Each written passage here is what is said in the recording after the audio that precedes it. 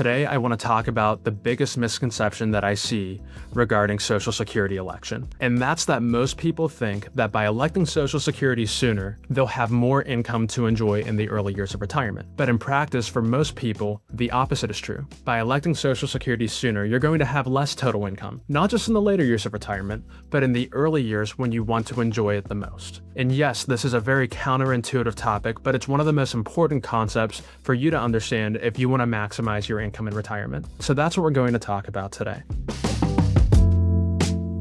So many people start by looking at their portfolio alone and say, okay, I'm going to take a certain number, let's say 4% withdrawal rate from my portfolio every single year going forward, because that's what I think is sustainable. And then they put that aside and look at Social Security on its own and say, well, I can elect Social Security at age 62 and receive less income, but receive it sooner, or I can wait and receive more income, but have to wait until I actually receive that. But the issue with this approach is it's really not practical to think about your retirement income in that way. And let me explain to you why that is. Let's say you're retiring at age 59 and you're deciding that you want to elect Social Security at age 62, and at that time you'll be receiving $30,000 a year in income. Well, you probably wouldn't have been willing to settle for a lower lifestyle when you're 59, 60, or 61. So as a result, you're probably not receiving $30,000 less in income prior to when you elect Social Security. You're probably receiving a similar amount of income, but taking it from somewhere else, such as your retirement portfolio. So it's really important to understand that when we're thinking about retirement income,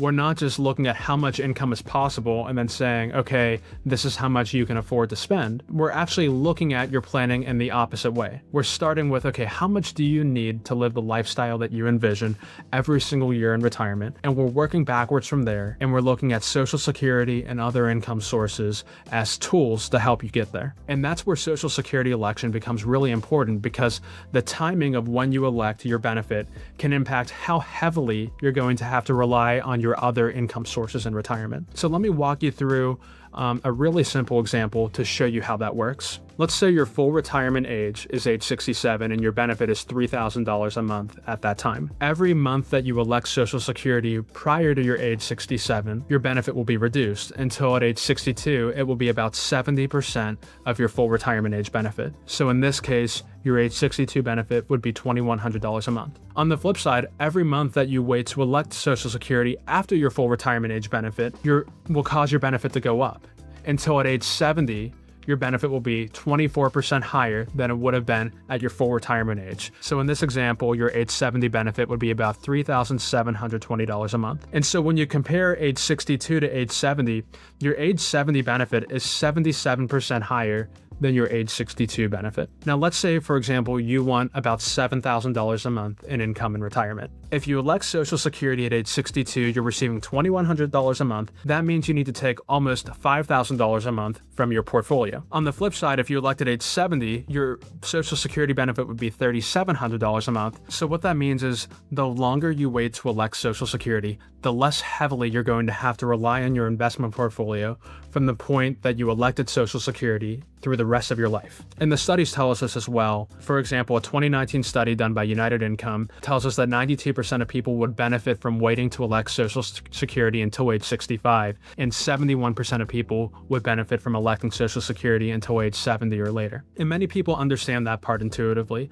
but the next step is really important, especially if you want to maximize the amount of income that you can enjoy, not just over the course of your entire retirement, but in the early stages when you want to be most active and can enjoy it the most. And that is by making an election decision that means that you'll rely less heavily on your portfolio after you've elected Social Security. That means you can afford to rely more heavily on your portfolio in the years prior to your Social Security election. So I want to walk you through a case study now that shows you just how impactful that could be. So meet our sample client, John and Mary. Let's start by reviewing their balance sheet. John and Mary have about $2.6 million in total portfolio assets, including checking and savings account balances of about $25,000, about $1.9 million in taxable investments, and just under $800,000 in retirement assets. John and Mary need $10,000 a month in after-tax income, or $120,000 after taxes a year, to meet their lifestyle in retirement. And John and Mary both plan to elect Social Security at age 62 because they want to enjoy income in the early years of retirement, like many people do. So John's Social Security benefit at age 62 will be about $29,400. And Mary's Social Security benefit will be much lower because she has less working years than John did. And so her benefit will be about $13,900. So John and Mary want to know if they have enough money to support their lifestyle in retirement. So let's take a look at that. Okay, so we're looking at John and Mary's financial plan through the financial planning software that we use actually for all of our clients when we're starting to think about retirement income planning. And the first thing that I'll point out is that this lifetime portfolio value chart incorporates all of the assumptions that we talked about just a moment ago. So you can see here they're starting retirement with about $2.7, almost $2.8 million in total portfolio assets at the beginning of retirement. The portfolio is growing at a 5.5% growth rate. And we're also applying supplemental withdrawals that will be needed for income from the portfolio. And so you could see here they're projected to have about $5.2 million at the end of retirement. So John and Mary's question was, are we on the right track? Are we going to be able to live the lifestyle that we want to? The answer to that is yes, they're on the right track to live a really comfortable retirement. But it's not just about, can I do okay? Okay, now we're looking at their plan through a different lens. Now we're looking at a cash flow overview, which shows total expenses and how we're projecting they grow over time. That's that red line going across the middle of the screen. And each bar represents the amount of income that we're generating from each income source in retirement to meet their needs, including portfolio withdrawals, that's the yellow bar, Social Security, salary before retirement, and this orange is required minimum distributions from their retirement assets. So if you remember, in the first full year of Social Security in the prior version of their plan, at age 62, John and Mary were expecting about $47,500 a year in Social Security income.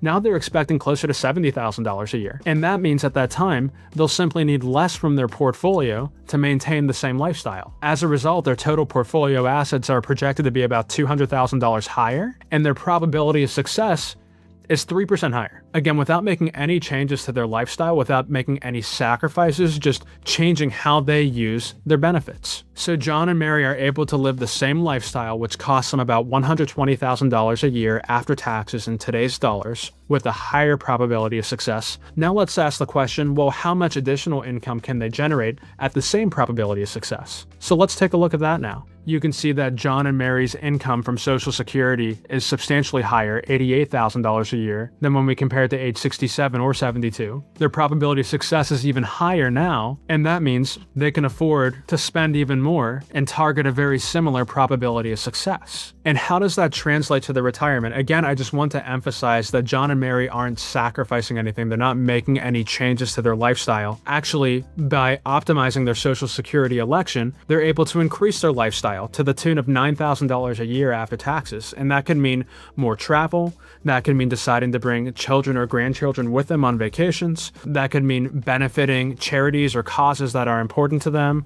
Or that could simply mean doing more of what they're doing today, more of what they already plan on doing in retirement. Or that could potentially mean bumping retirement up. That's the power of getting Social Security election timing right. Now, the right Social Security election timing for John and Mary might be very different than the right Social Security election timing for you. So this isn't a recommendation. So what we would recommend that you do is talk to your advisor and talk to your CPA about the right Social Security election strategy for you, not just thinking about Social Security in a vacuum, but thinking about how Social Security election impacts how you're able to use other income sources more effectively in your plan. Now, if you're like a lot of the people that we work with, you might conceptually understand now why it can be beneficial to you to defer Social Security election, but you might still be hesitant to do so. Maybe, for example, you're worried that you won't live long enough to reap the full benefits of Social Security deferral. Or maybe on the other hand, you're worried that if you defer Social Security, the trust fund will run out of money and there won't be a benefit there for you to enjoy. We've addressed all of those concerns and more in a prior video. You can watch it by clicking here.